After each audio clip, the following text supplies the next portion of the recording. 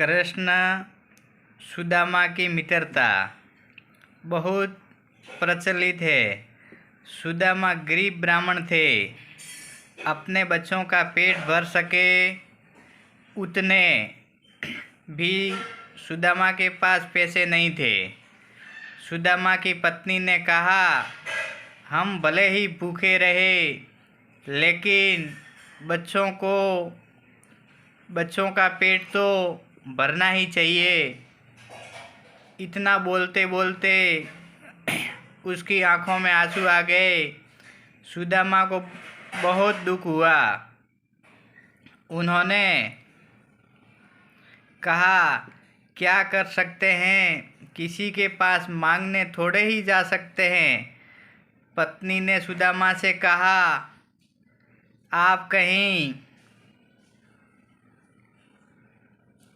कहीं बार कृष्ण की बात करते हो, आपकी उनके साथ बहुत मित्रता है। ऐसा कह कि वो द्वारका के राजा है, आप वहाँ क्यों नहीं जाते? जाइए न, वहाँ कुछ भी मांगना नहीं पड़ेगा।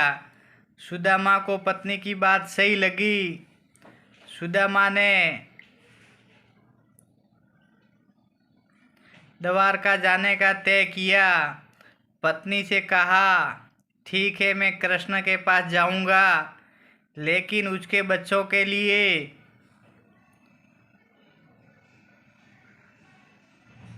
क्या लेकर जाऊं?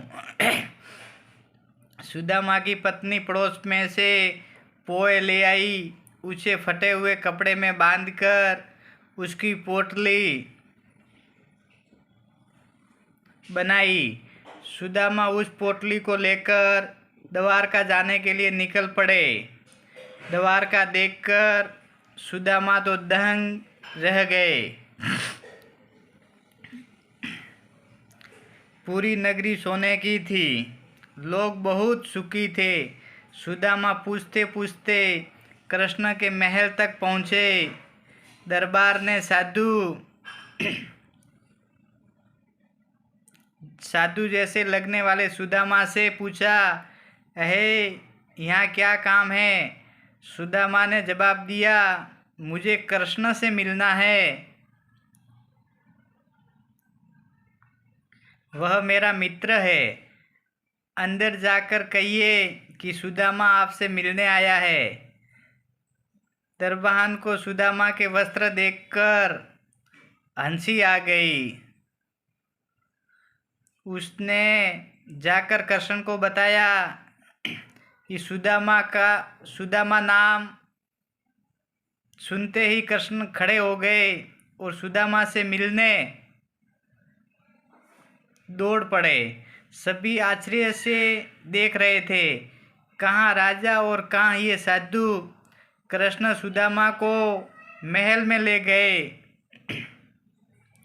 और सांदीपनी ऋषि के गुरुकुल के दिनों की यादें ताज़ा की। सुदामा कृष्ण की समृद्धि देखकर शर्मा गए। सुदामा पोहे की पोटली छुपाने लगे, लेकिन कृष्ण ने खींच ली। कृष्ण ने उसमें से पोहे निकाले और खाते हुए बोले कि ऐसा अमृत जैसा स्वाद मुझे और किसी में नहीं मिला। बाद में दोनों ने एक साथ बैठकर खाना खाया और सोने की थाली में अच्छा भोजन परोसा गया। सुदामा का दिल भर आया। उन्हें याद आया कि घर पर बच्चों को पूरा पेट भर खाना भी नहीं मिलता है।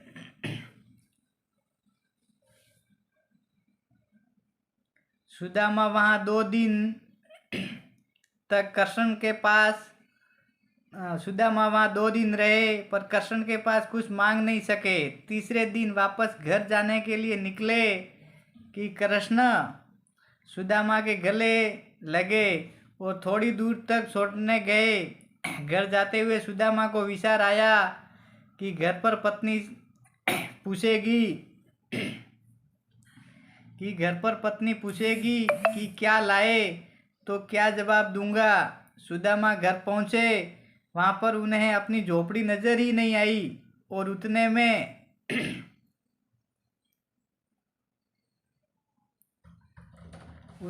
ही एक सुंदर घर में से उनकी पत्नी बाहर आई।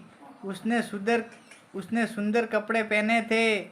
पत्नी ने सुदामा से कहा, देखा कृष्ण का प्रताप, हमारी गरीबी चली गई। कृष्ण ने हमारे सारे दुख दूर कर दिए। सुदामा को कृष्ण का प्रेम याद आया। उनकी आंखों में खुशी के आंसू आ गए। देखो दोस्तों, कृष्ण और सुदामा का प्रेम यानी सच्चा मित्र ही प्रेम है। तो दोस्तों, सच्चे प्रेम में ऊंच या नीच नहीं देखी जाती और न ही अमीरी गरीबी देखी जाती है। इसलिए आज भी इतने